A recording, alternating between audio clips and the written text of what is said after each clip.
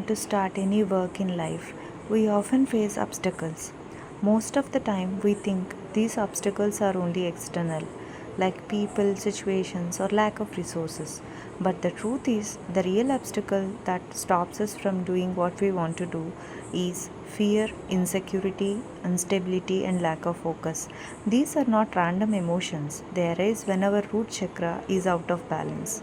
Our sages understood this deeply. That is why Lord Ganapati is the remover of obstacles, is said to reside in the Muladhara chakra, because unless the root is strong, stable, and balanced, no higher growth, whether in life or in spirituality, is possible. Now let us understand what are chakras. In our body, apart from the physical organs, we also have subtle energy centers called chakras.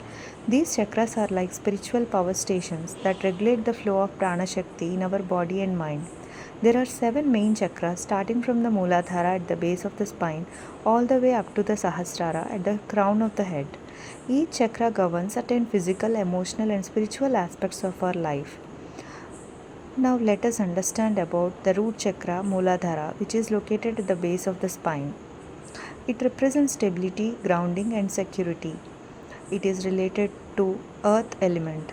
When it is imbalanced, it creates fear, insecurity, instability, and lack of confidence. When it is balanced, it gives us strength, courage, and inner stability. Muladhara is also the seat of our ego, called Ahankara. At this level, the ego is raw and survival based. It is concerned with food, shelter, family, and the sense of mine.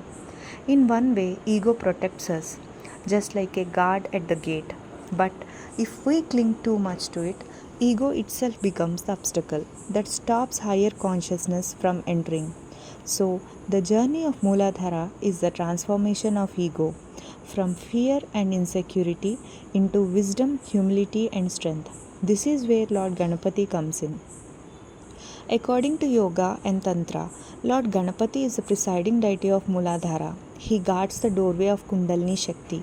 That is why every spiritual practice begins with Ganapati worship, because unless the foundation is purified, no higher awakening is possible. We all know the story. Goddess Parvati created Ganesha and asked him to guard her. When Lord Shiva came, Ganesha stopped him. In anger, Shiva cut off Ganesha's head but later replaced it with an elephant's head and declared him the first deity to be worshipped.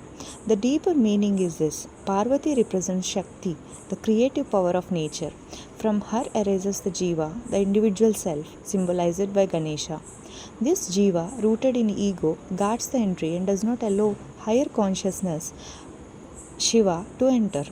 When Shiva beheads Ganesha, it means the cutting away of ego at the root chakra. The elephant head symbolizes replacing ego with wisdom, humility, and strength. Only when wisdom is established in Muladhara can the Kundalini Shakti rise upwards to unite with Shiva. Then, how to practically transform ego? Now, the question is, how can we practically transform our ego in daily life? With awareness. Notice when ego arises, when we feel the need to control, or need to prove, or need to react, awareness itself is the first step. And surrender. Each day, mentally offer your ego to Lord Ganapati.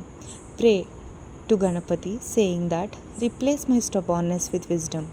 Humility in action. Practice listening more, admitting mistakes, appreciating others. Small acts of humility slowly dissolve ego. And service. Do something selfless without expectation. Service breaks the grip of I and mine. Since Muladhara is the earth element, connect with the earth. Walk barefoot. Practice grounding asanas. Breathe deeply into the pelvic floor. At the end of the day, ask, where did my ego react today? How could wisdom have responded instead? These practices cut the old ego head and plant the elephant head of wisdom in our Muladhara. So, whenever we worship Lord Ganesha or meditate on the Muladhara chakra, we should remember the real obstacle is our ego. True Ganapati tattvam is the courage to let go of ego and invite wisdom into our lives.